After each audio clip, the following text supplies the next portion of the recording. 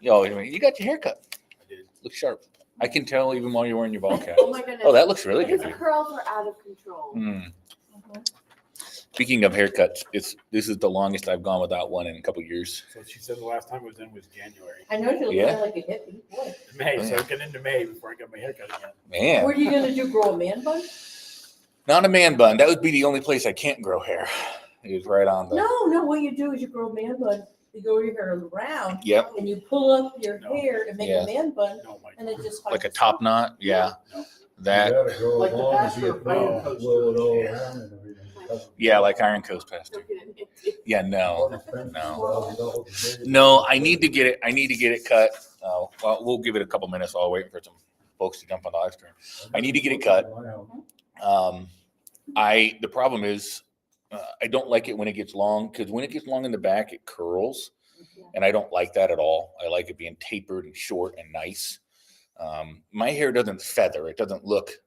There's one guy I know. His name's Peter Morgan. He's with Atelier Home Architecture. He's a good dude, and he has thinning hair on top, but he has long hair that's so tastefully long. It's just down to his not shoulders, not even there, but it's just a little longer.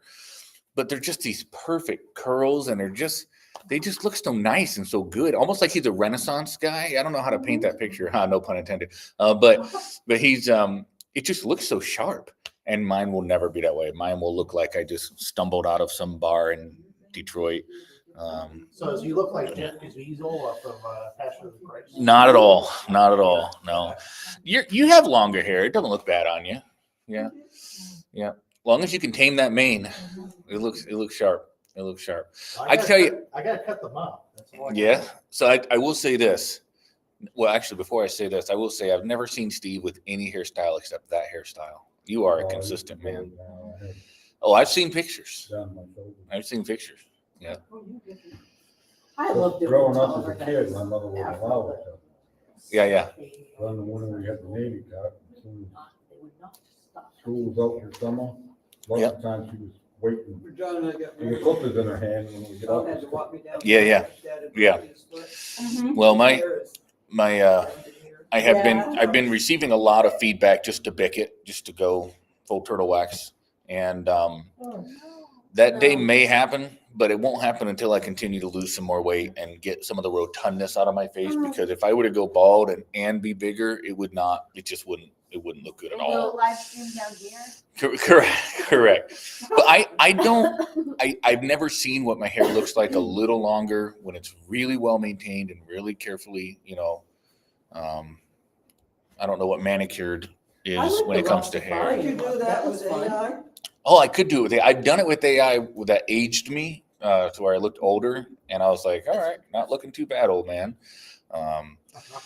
But yeah, I'm not sure what I'm at a weird point in my life. All right, now we got a couple of viewers on the live stream. Welcome. We're down just a couple of folks, including the man who normally sits next to me.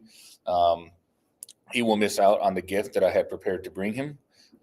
It's basically a consolation prize for him losing the Star Wars Star Trek contest. Oh, I must say, Yeah. I owe you and Kevin an apology. Huge apology. Because I was so in over my head. It should have been Amber that did the judging. And I was like really bad. And I was telling Tolliver about it later because he was cringing. Oh, He thinks you were fair. I don't think you're No, fair. I think that if you were fair, you I would have was given bad. 9 out of 10 of those to me. I didn't But understand. he still won. So And actually, what we decided was Tolliver's a huge Star Wars fan. Yep. His best friend Bob is a huge Star Trek fan, and they should have been called in to be the judges. Fair It enough. would have been great because they're just as nerdy about it as you will, Kevin. It's we got a chat, I'm sure. Oh, Kevin says, show me. No, I didn't even bring it. But it's amazing. I will say this. Did It you is. catch the apology? give it to me 'cause I was here. Yeah, I might give it to Toby. It is a limited edition. I'm not going to tell you what it is, but it's limited edition. You cannot buy them anymore. You already know it's Star Trek, obviously. It's from the Star Trek website. It's something that already goes with a lot of things you collect. and except it's from a different universe. And like I say, it's very limited edition. It was released on the 40th anniversary. There were only a certain number made, and I bought it preparing to start a collection of this particular brand of products with the Star Trek in the Star Trek universe. And I said, you know what? I don't need another collection. So I abandoned after just that one. He's not gonna appreciate it, though. But it's too nice to just I will- throw away. Or It's too even nice to give to Toby. I will appreciate a Star Too Trek. nice. He's not gonna appreciate it. it's more of a slap in the face Yeah, for but him. he's not gonna appreciate it. He's not Do gonna you- appreciate the slap Do in you the face. collect? Well, I can't ask you in No, front give of it to him. him. It's fine. Don't say that way. All right, let's get started. Good morning. Kevin says, I want He it. doesn't even like Star Trek. Kevin He will told me, I showed him that I bought a communication badge. He goes, I feel sorry for you. So Put- tell me he's gonna put it appreciate this that. way. This is the last clue I'll That's what give he you, said to Kev. me, yeah.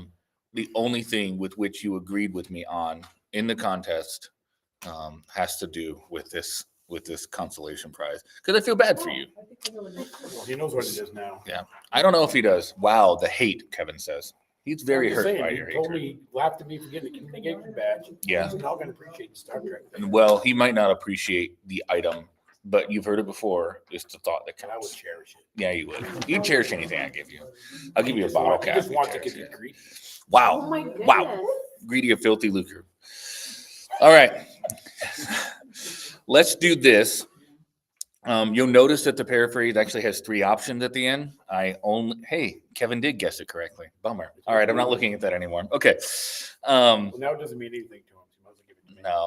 No.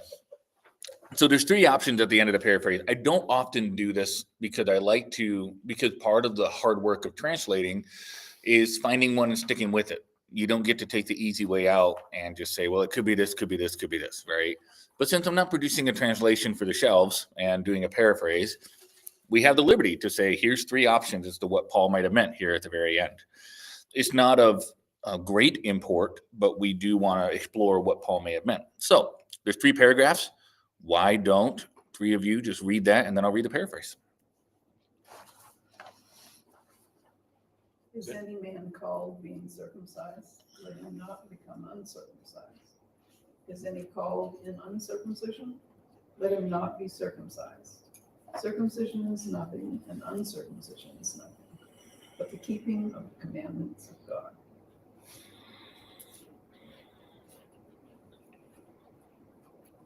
Let every man abide in the same calling wherein he was called.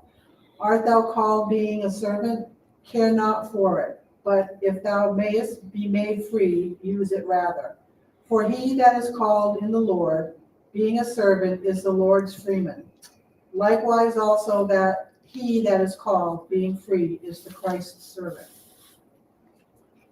You were bought with a price, be not ye the servants of men. Brethren, let every man wherein he is called, therein abide with God. All right. So before I read the paraphrase, let me just ask a very simple question. If any man is called being circumcised, let him not become uncircumcised. Is that even possible? No, right? So Paul's getting at something a little deeper than the actual act of circumcision, right? So just by looking at that and you say, well, Paul's being a little absurd. Some would say this is what's called a reductio ad absurdum, an argument from the point of absurdity. I don't think that's what Paul's doing here. I think Paul is actually talking about what circumcision represents rather than the actual act of circumcision. So you'll pick up hints of that in the paraphrase. So I'm actually going to lead in from last week's paraphrase, which is where Paul says in verse 17, don't wish you were with someone else or somewhere else. Just live out your life as the master has appointed. Which leads me to this, Paul says. Were any of you circumcised as Jews when you became Christians? Then be content to stay that way. Same if you were uncircumcised as a Gentile would be. Just stay that way. Bearing the mark of Jewishness or Gentileness is irrelevant. The only thing that matters is obeying God. Don't strive to change your status or state because you're a believer now. If you were a slave before, don't let this cause you anxiety. If you were free or had the opportunity to become free, then use this to your advantage. After all, the one who becomes a Christian while a slave is now free in Christ, and the one who is free when he becomes a Christian is now Christ's slave. Speaking of, you have been purchased at great cost, so whether you're a slave to man or not, remember that your true master is God, and your true place is with him. So you notice I read into option 1. There's a couple of other things. There's a couple other, and I just wanted to give them a fair shake, even though I think option one is correct. I'm going to deductively just open with that. I think option one is correct. But here's option two. Some say, Paul is saying, you have been purchased at great cost, so don't sell yourself into slavery for material possessions. You already have an owner, God. You need to remember this. And then someone else might say that Paul was meaning, you have been purchased at great cost. Don't get tripped up by the things of the world and become enslaved to them. You already have an owner, God, and you need to remember this. So right off the bat, why don't I think it's option three? Because Paul already has verbiage that he uses for that, right? He talks about the world rather than man. When he talks about the love not the world, neither things of the world, he's like Christ, and he uses the same terminology. He uses the Greek word sarx, which is translated flesh, when he talks about things like this. So when he talks about not becoming the servants of men, especially in the context of being someone's slave, I don't think he's talking about getting tripped up by the things of the world. I could be wrong. Some think I'm wrong. I think they're wrong. Welcome to Christianity, right? Welcome to life.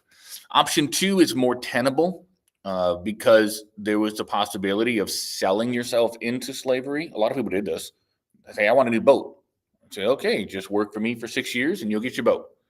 And now they become that person's property for 6 years. No 2 weeks notice, guys. You're bound to that person. And you got your boat. But now Paul is saying, you don't do that. Don't make yourself the slave of someone else because you already have an owner. So that could very well be what Paul means. I'm like 40% of the way there. But the one that wins out by a hair is be ye not the servants of men doesn't necessarily equate to Paul commanding them to not become the slaves of men, because he's addressing people who already are. What he's trying to say, it seems, is that whether you're a slave or not, your true master is God, because that would come right off the previous verse where he's saying, if you're called in the Lord, being a servant, you're the Lord's freeman. And if you're called being free, you're the Lord's servant. So he's trying to establish that no matter what your status is on earth, you belong to God. So that's why I lean toward option one. I don't have to be right, but it seems that option one is correct. Hey, Arnold, welcome to the chat. Oh, Yeah. He's just checking on you. I looked around. Yeah. Oh, no. So there's that. Any thoughts about this text before we dive in? I know it's pretty straightforward, shorter text. But why does it care about circumcision? It doesn't really care what it's saying. I know, but It's saying, why would- would you bring it up? Right. so you'll keep it's basically telling you just keep the commandments. One of the commandments that he gave Isn't it a Jewish, like, to be circumcised for cleanliness. yeah. But he's saying don't focus on that. Focus on keeping the commandments of God is what he's basically saying, right? Well, we know from his letter to the church at Galatia that there were a lot of people struggling with this question. You remember this? They were being taught that if you wanted to be a Christian, it was the law plus Christ. You stack Christ on top of the law, you piggyback him on top. And that included being circumcised. It seems that this was a dividing issue in the church where circumcision was a bigger deal than it should have been. Now, could it be that Paul is just using this as an example? Yes, but I also think that Paul is pivoting away. He's pivoting away. My train of thought completely derailed. Forgive me. Right. He is transitioning. He's pivoting away from the idea of where he was talking about people in a marriage relationship. And he says, who knows if you'll be able to win your spouse? Only God knows that. So don't wish you were with someone else or somewhere else. Just live the life that God has had for you. And he transitions from that. He uses that as a key pivot point, and he transitions into, hey, speaking of being content, speaking of just knowing that God has you where you are, and then he leads into that. So I think he's addressing this on purpose. I think he's addressing this because this is something that they struggled with. They might have written him about it because we know in 1 Corinthians 7:1, they wrote him questions. And I think chapter 7 opens up where he starts answering their questions like a good rabbi would, right? So they are asking questions about, should we be circumcised? If we're saved while we're uncircumcised, should we be circumcised? What about if we were circumcised as Jews? Do we have to abandon our Jewishness, right? And Paul is trying to say your national identity is secondary to your identity in Christ. You catch that? Especially at the very end when he says, let every man wherein he is called therein abide with God. He talks about that in Ephesians. My first sermon series here at TBC 10 years ago was called New Heights. And it was about we are raised up to sit in heavenly places. Paul was huge on that. Colossians is about the preeminence of Christ. Ephesians is about our new heights with Christ. We have a status that transcends any national status, which is why I love America, but I don't fly the flag here, because when we come in here, this ought to be an embassy. You've heard me say it a million times, is this transcends. No matter what goes on in the stars and stripes, we've got the cross. And that's very intentional, because it's a physical reminder. And so I think this circumcision, circumcision, it's I have an example, but I don't want to take over. Susan. In circumcision, there's a representation of removal of flesh. Flesh also is a representation of sin, worldliness. And in focusing on no longer being required as a follower of God to be circumcised, because Christ has covered our sins. Sure.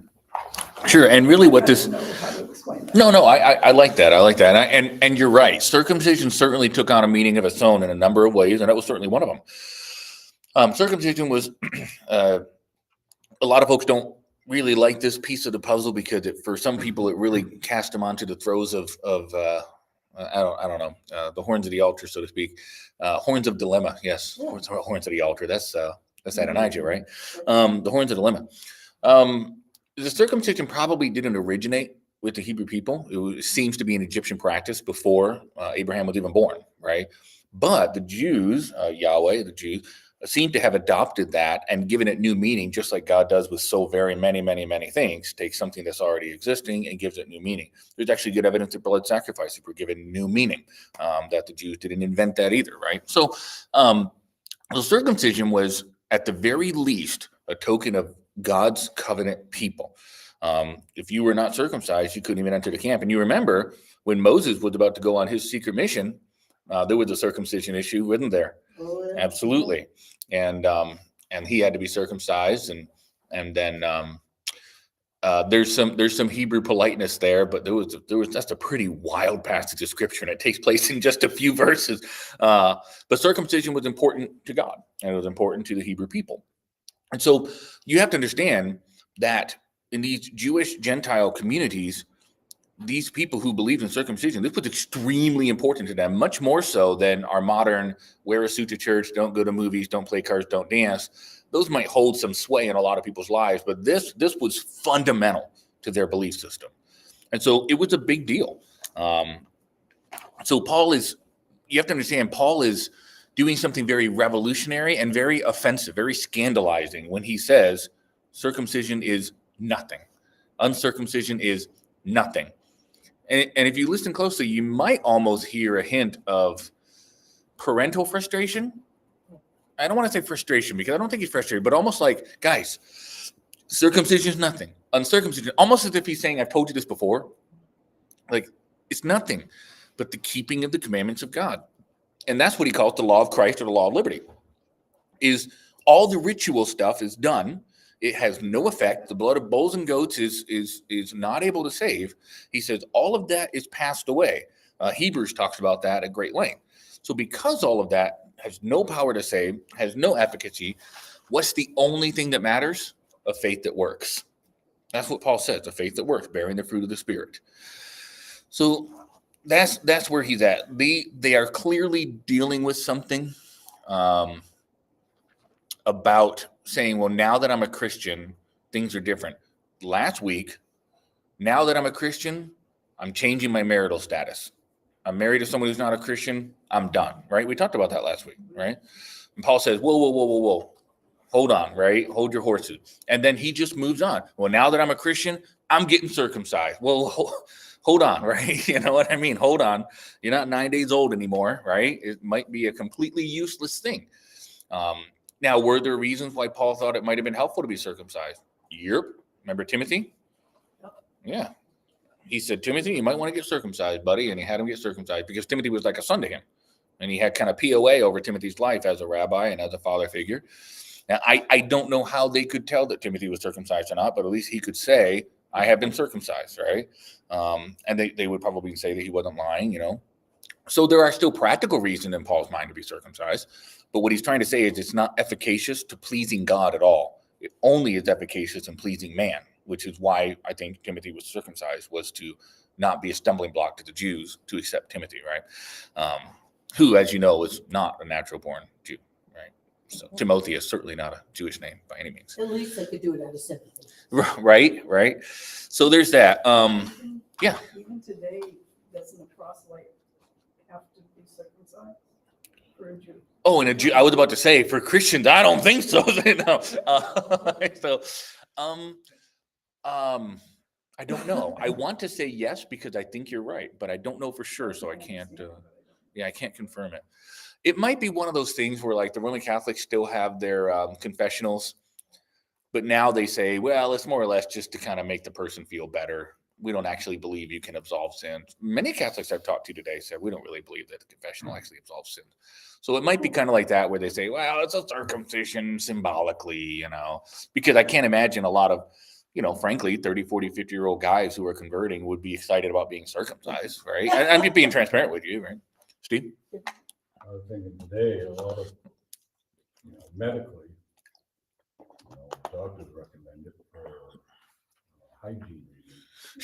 Sure. And Not hey, so much anymore. right. Yeah, not any, yeah. Because it's actually the only men that really practice it are Muslims and Jews, because they generally don't do it in Africa, they don't do it in Asia, they don't do it in South America.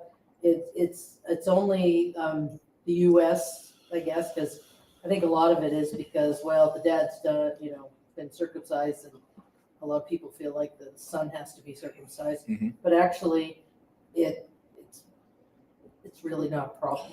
So I guess, hey, since we're here, let me just handle this topic. All right, Adam, I appreciate that. I appreciate that. Just give me just 1 second. Since we're here, the topic of circumcision has certainly come up a lot more in modern parlance in the Christian community. But back 20, 30 years ago, it was just an accepted thing that, John IV has John III with his wife, and John III is circumcised. And they have John II circumcised, and John I, just like Cheryl was saying. We've always done it this way, right? And it was taught that it is more hygienic and things like that. I would, and again, here we go. We're here. I would say without proper maintenance and cleaning, then yeah, it's the easier way to keep everything clean, right?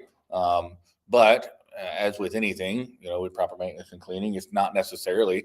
But here's the deal, though. We live in a much more sanitized world. We have running water, we have soap, we have things, you know what I mean? And we have all the education needed. It is night and day compared to what our abilities were as humans to maintain cleanliness, and what to them would be ceremonial purity. You have to count that in too, guys. This wasn't all about, and we're talking Hebrew times here. We're talking Hebrew time. It wasn't all about. All right, how about this? The Aborigines don't do it, and they have a very, very ancient culture. Well, I'm not saying that I'm not taking a position of right or wrong. I'm just trying to spell it all out here. As far as hygiene and everything, they don't. But that also doesn't, and I'm not pushing back, and I'm providing a counterpoint. That also doesn't mean that just because they've done it for 1,000 years doesn't mean they've done it well. I mean, so there's that possibility. I'm not arguing the pact. I'm not.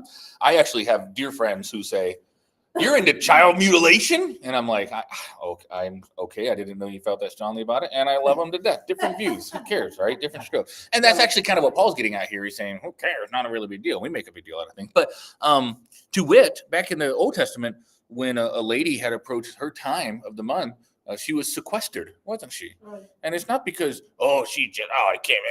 But you have to understand, this is back before anything sanitary. This is back before running water. This is back before education. These are primitive times.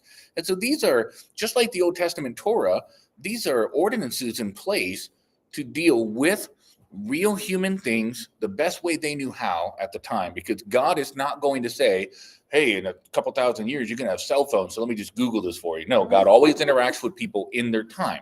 And so we might look back and we might say, whoa, there's some kind of weird stuff that we don't really, we would shake our head and go, that's not okay. That's not how we would do that. And that is where we have to be really, really, really careful of what C.S. Lewis called chronological snobbery. It's very easy to look at other cultures and other times and say they should not have done that. Guys, we're already doing that in America for like 30 or 40 years ago. Seriously. They're looking back at, this weird illustration comes to mind, but there's an album cover by Nirvana with a naked little baby on the front. Nobody thought a thing of that then, but nowadays, well, it's, and I don't think it's appropriate, but that's the thing. Back then, they didn't even think a thing of it.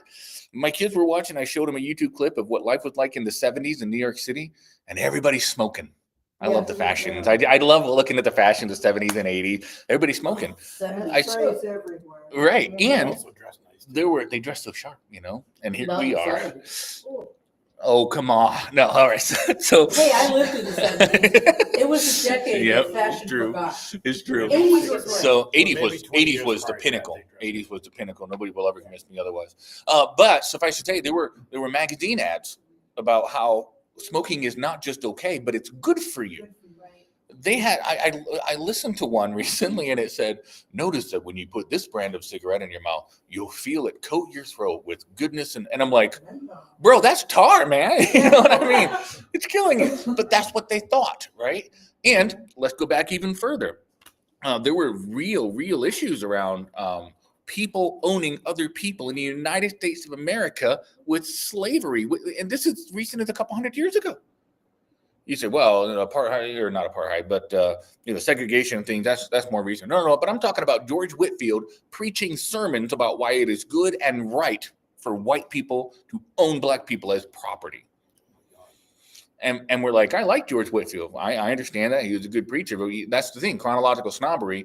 I can't look back and say, well, I disqualify everything he said, because I don't want people to do that to me 100 years from now when they say Brit used a cell phone that had coltan in it that was mined from Africa, where children slave labor for that. You understand what I'm saying?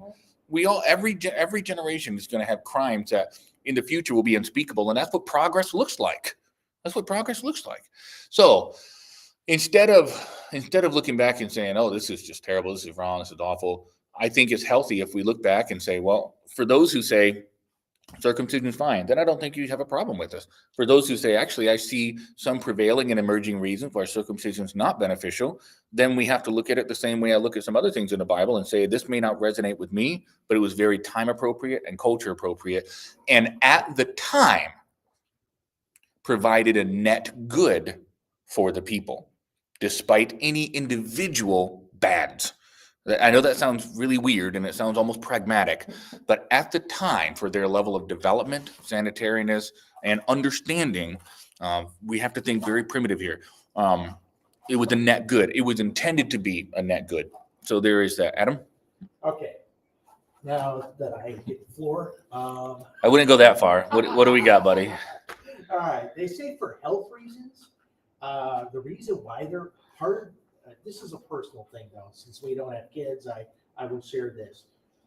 When a man they plan, I think it was the parents' way of planning for their kids' future. When they got married, it would increase, their performance would increase as far as their, having some of the fat would help them with stimulation.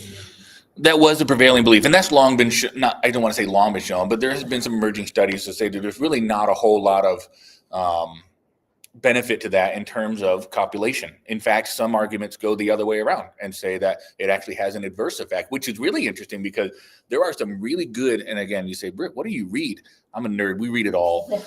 There's actually some really good abstracts on how circumcision was actually meant to prevent overstimulation of the male member. And that could have been one of the one of the reasons why people did it, because they would have seen it as promiscuous.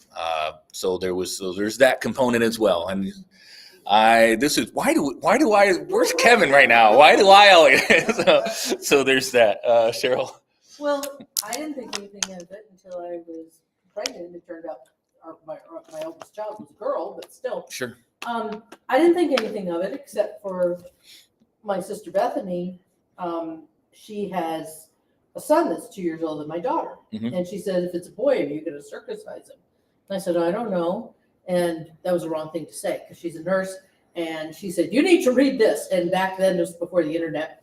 And, like 1987. Sure. So she sent me this whole, bunch of paperwork. If you love your boy, you'll to read. circumcise him, Yeah. kind of thing. Sure. No. The opposite. The opposite. Yeah. Yeah, because she just felt like she did that before she had her son. Sure. Yeah. And decided it was a bad idea. Yeah. You didn't need to do it this time, Yep. this time and age and everything like that. Mm-hmm.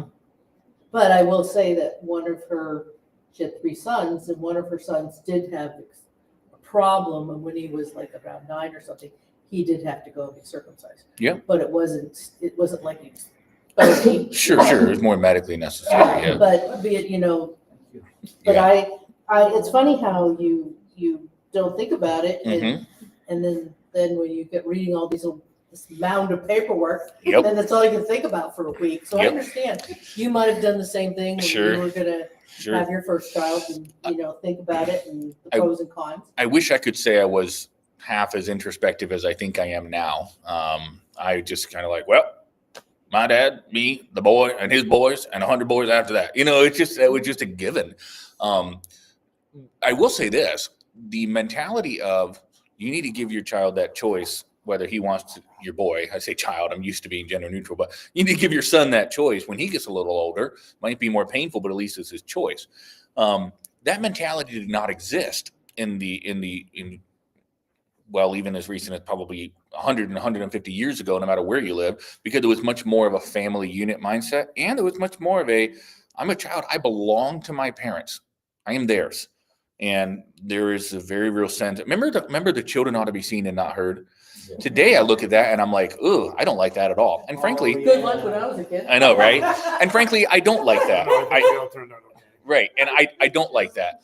But there was a time in which that was actually much more acceptable because What are you talking about, though? correct. You can't just let a child be like, no, too bad for you. Correct. I mean, Yeah. You Yeah. gotta have some control. Sure. So all of that to say, we have to relegate the idea of circumcision to it being, at the very least, a net good for its time and a covenant symbol for God's people. You say, well, I read a study, published in 2000, whatever, that circumcision is bad and that more deaths in the hospital by 16% you will come up with 3 other studies that will say the exact opposite, right? So that's what being a good researcher is not just looking at the studies that agree with you, but looking at all the studies. And frankly, guys, there's not enough in any study to say that one option is necessarily healthier than the other. Unless there's a Because mistake when there's a circumcision. what's that? Unless there's a mistake when there's a circumcision. Well, see, and not that I would, but I could counter that and say, well, unless if Junior forgets to clean things and there's an infection, right? Because there's always things that could go wrong in any sense, right? Now, one might argue, well, they shouldn't circumcise because that increases the risk. And then the other opponent will say, well, it also increases the risk of infection if, and we could go on and on with hypothetical.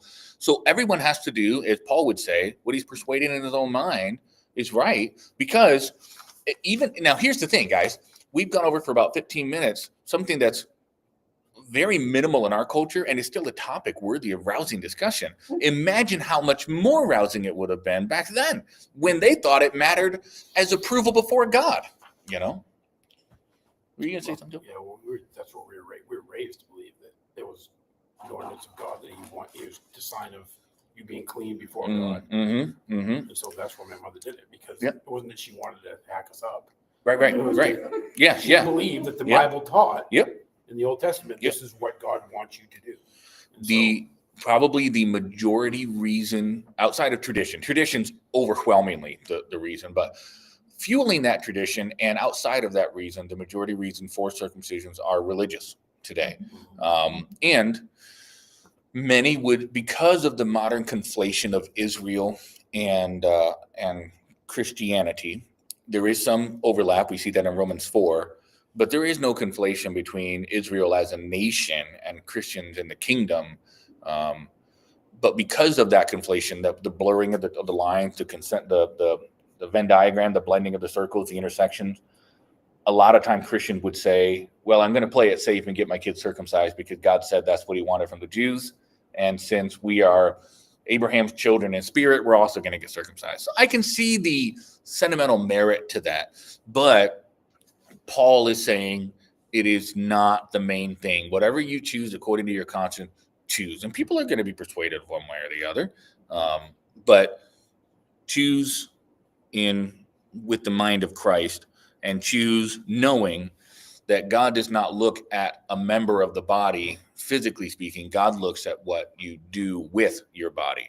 I would say God cares a lot less about the state of a male's member than as much as he does care about what he is using that for, to glorify God in the confines of holy marriage or for self-pleasure and pleasure outside of marriage, right? That's what God's concerned about. And I think if Paul were even just a little bit more rough around the edges, maybe if he was writing the church of Galatia, he might have said it because he was over the top with the Galatian letter. But Paul might have said something similar to that, I think, I kind of get that mindset from Paul of saying it's not about how much skin or cartilage is there. It's about how you're using it. Are you using it to God's glory? And that's really what the Corinthian church needed to hear of all things. Steve? Isn't there a scripture somewhere, I don't know, I think it's Paul, James talking about the circumcision, saying it's not the circumcision of the flesh, but of the heart. Circumcision of the heart. 100%. Which, to Susan's point earlier, the flesh, the Greek word sarx, right? It's so many different possibility of translations there. But Paul is using a bit of a pun, and he used so many in the Church of Galatia. You remember when the Galatian Judaizers, they were going around the church and they were telling people you have to be circumcised if you want to be saved. And then Paul says, well, if they're so interested in cutting things off, I wish they would be cut off. And you're like, whoa, Paul. Remember when he said that? Like, he literally said that in plain English. And he said it in Greek and Hebrew. But like, he just came right out and said it. And he was being what we would today be like, whoa, Paul, this is crass, buddy. But Paul said, these guys are intent on getting out the scissors. Let me get out the scissors and cut them right out of your assembly. He was pretty severe about people taking this whole thing too far.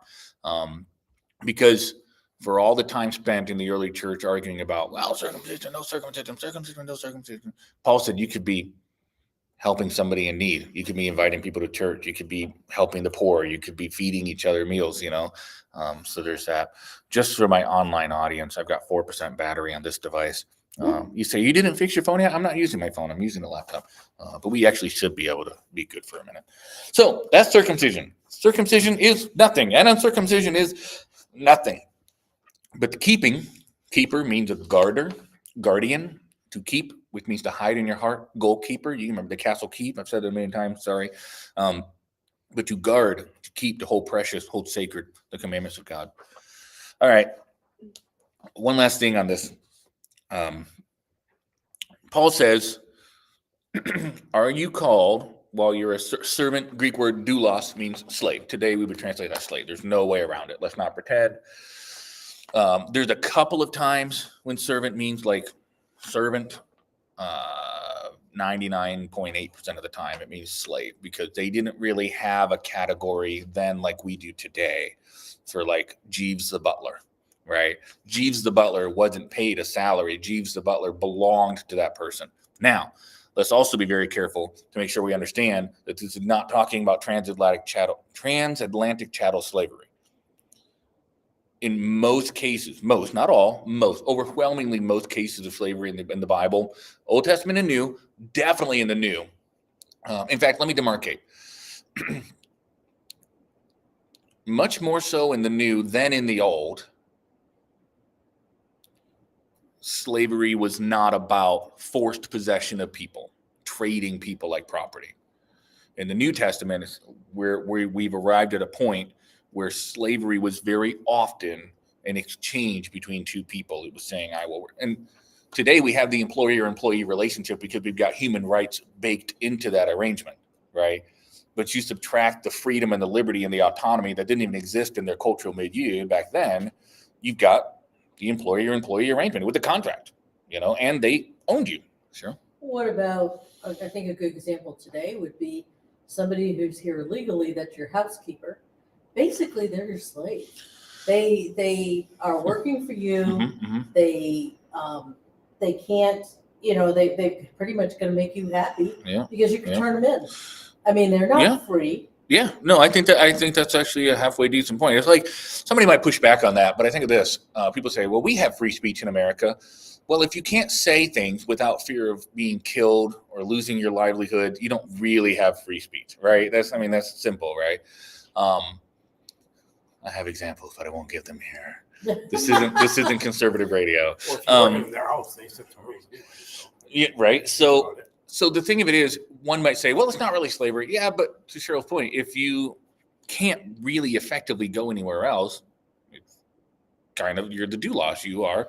So all the New Testament did was they were just a lot more, not the New Testament, but the New Testament era, they were just a lot more open about it and just said, this is how things are, right? Jerry wants a boat. He needs to come work for me for 6 years. It was 8, now it's 6. Guys, where else do we see this? Rachel and Laban.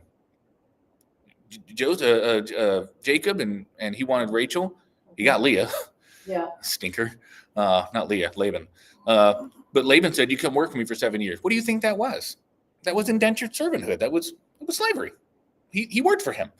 He gave him his labor. And do you think that Jacob got a paycheck? No, he got a woman at the end of 7 years. Now, Laban, if he was a good master, like we read about in Ephesians chapter 5, he would have provided food, a bed, roof over his head, room and board, kindness, treat him like a member of the family. That's what Christians were supposed to do with their indentured servants, right? With the ones who'd entered into these bargaining agreement. Now, is there a space, especially when you're talking about the Old Testament, for, look at Abraham and Hagar. Hagar was given to Abraham as a gift. Mm-hmm. Look how well that panned out. Mm-hmm. If you read between the lines, which we're supposed to do in the Old Testament, New Testament, not so much, really no.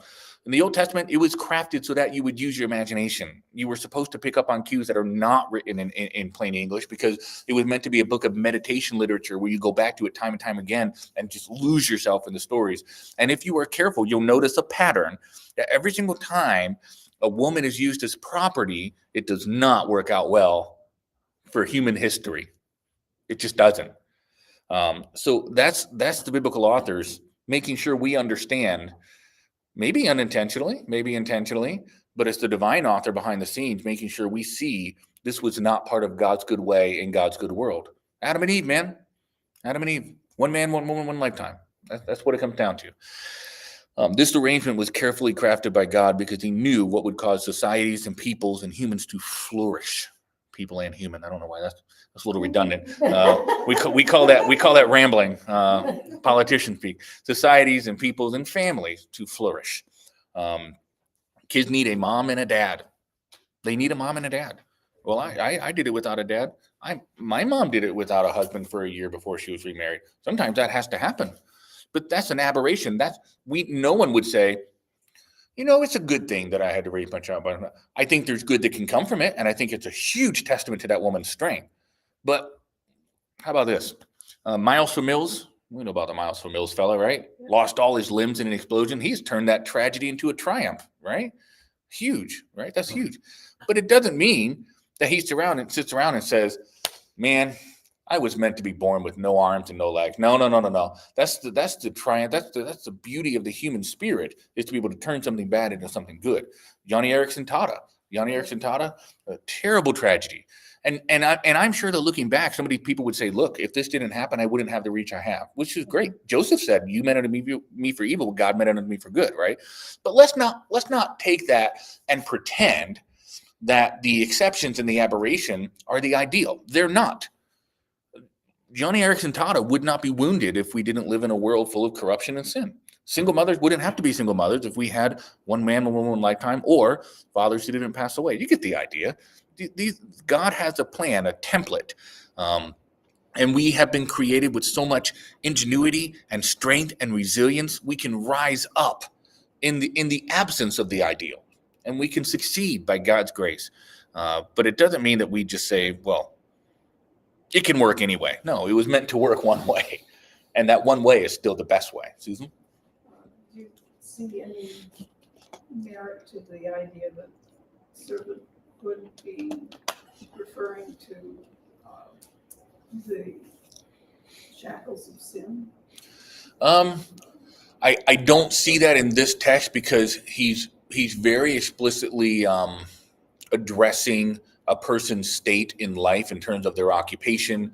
So one of the reasons I think is because remember in Ephesians chapter 5, he says, wives, submit to your husbands. Husbands, love your wives. There's an order to that relationship, and it's meant to flourish, right? And then right after that, he addresses the children, and then right after that, he says, masters and slaves. So he's addressing societal structures, and he's saying these typically work this way, where the slave is just bitter against his master, and the master treats his slave like garbage. But instead, master, you're supposed to treat your slaves like their family and love them and cherish them and treat them right. And slave, you ought to work for your master as if you're working for the Lord because he is your master. You see echoes of this right in Ephesians 5, almost like the same guy wrote them, right? So that does, however, Susan, lead some to believe in option 3 at the end, where Paul says you're bought with a price, don't be the servants of men. Some would say that Paul is using that almost as like a double entendre or a play on words when he says, whether you're free or whether you're a slave, don't enslave yourself to men. I don't take that tack, but some do. And I think it's a viable possibility in the minds of many. So there's that. Notice how he says, though, were you called being a slave? Care not for it. Now, that doesn't mean you say, I don't care. Care not for it means to don't be worried like a bone. Don't be anxious. Don't let that weigh you down. It takes a lot of gall for someone who was born free. We know he was, right? A Roman citizen, see? Born privileged. Paul was. He was born privileged. It takes a lot of gall for someone to say, hey, if you're a slave, don't let it get to you. How do you think that would go today? Yeah. Right? Really good Right? in California. Right. You're a slave, don't let it get to you. I was at Dunkin' Donuts this morning. For today, I did the 1 meal a day thing. I got some high protein stuff, and that was I had a medical appointment this morning, asthma and allergy. I passed the test with flying colors. Well, I at least passed the test. And don't have asthma, don't have bad allergies. Everything's fine. On the way back, I stopped at a Dunkin' Donuts, and whenever I drive through Portland, I probably feel the same way that my dad felt when he was driving through Utica, which is why he started a church in Utica. I feel so burdened for the people of Portland. I do. It's just a mess, and I feel like they're looked over by a lot of people. They're like, well, why would I start a church here when I can just go to the Mid-Coast, And my dad didn't see it that way with Utica, and I don't see it that way with Portland. And I always have my heart's crushed when I drive through or walk through Portland. They're in so much pain, and they're so. Anyways, I went to the Dunkin', and it was almost like they were upset at me for being there. They were like, yeah, what do you want? And I ordered the thing where it's 2 sliders. And I was like, I'll take 2 of the ham and egg sliders. And they said, do you want 2 of those or you want 1 order of the 2? And I'm like, oh, I'm sorry, 1 order of the 2. She wasn't that mean, but then she got more mean. And then she's like, what is that? And then the one person who made the food, she didn't even make eye contact with me. She practically threw the bag at me. She like slid it across the counter like a grumpy old bartender, And she mumbled what was the contents of the bag. And I'm like, oof, okay. I enjoyed the sandwich, and I'm like, okay, we're going to eat now. We're not going to eat later. So on the next exit back up, the one in Freeport, I stopped at a Dunkin' to get 1 more of those croissants. And it was night and day. There's so much nicer there. It was night and day. There were 3 young ladies, and they were so pleasant and cheerful, and just the sun was shining, and there was, somebody in there playing the jazz trumpet. No, there wasn't, but it was just what a wonderful world. It was just really just beautiful. And I thought, what a night and day difference. And then in my mind, I went back to something I thought when I walked out of the Portland one. I thought I was treated pretty poorly. And even though I enjoy quick service, I think it's fun. I really liked working quick service. These people have bills to pay, and they're working at Dunkin' Donuts. And there's probably a pretty low expectation, especially in Portland, where I was at that part of Portland. In her circumstances, I might act the exact same way, maybe worse. I don't think I would. I'm just trying to give her the benefit of the doubt. For me, my personality. Well, let's just say when I worked at the drive-thru. Thanks for thinking, Arby. This is Mike on the mic. How can I help you tonight? That was my thing. And everybody laughed. And we were just best friends by the time they were there every single time. I just loved it. Even though I was having a bad day, it's just, I don't know. There's something about, I just really enjoyed it. But not everybody feels that way. So my point is, what if I looked at that person in Portland, somebody who has a halfway decent job nowadays, driving a company car, I have health insurance, right? I mean, you know what I mean? I've got it pretty made in the shade drinking pink lemonade. Got a nice big family. Got a beautiful big family, right? That's my, and I have a job that allows me, I'm going to be going to New York here on Sunday afternoon. And I have a job that says, yeah, you can grab your laptop, work as you go. We're going to stop in Boston on the way back. Like I've got a good life in terms of those things. And we're all pretty healthy, right? As far as we know, no knocking on wood, just praising the Lord. And then I thought, I don't know what her circumstances are, but what if I looked at her and I said, excuse me, ma'am, what's your name? Oh, my name, Janelle.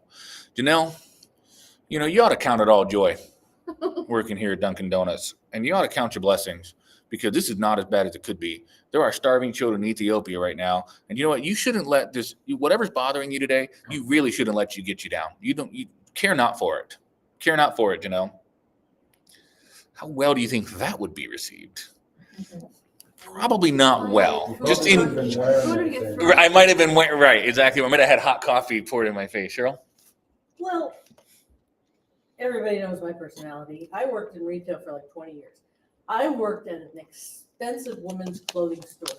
You want to feel like dirt on the bottom, a piece of gum stuck on the bottom of somebody's shoe. Sure. You pin a mother of the bride dress for some woman that's, that's going to this fancy wedding. Yep. And I never was mean. Mm-hmm. I always kept my temper. Mm-hmm. I never, ever, I might grumble about them when they left, or something like that, and maybe go for a little walk. My boss would say, "You want to go for a little walk?" Yeah, I'm going for a walk. You want to go for a little walk? But the thing is, there's no excuse, and the whole reason that Portland's in the position it's in is because the people that are in charge are Democrat socialists, and they feel sorry for everybody.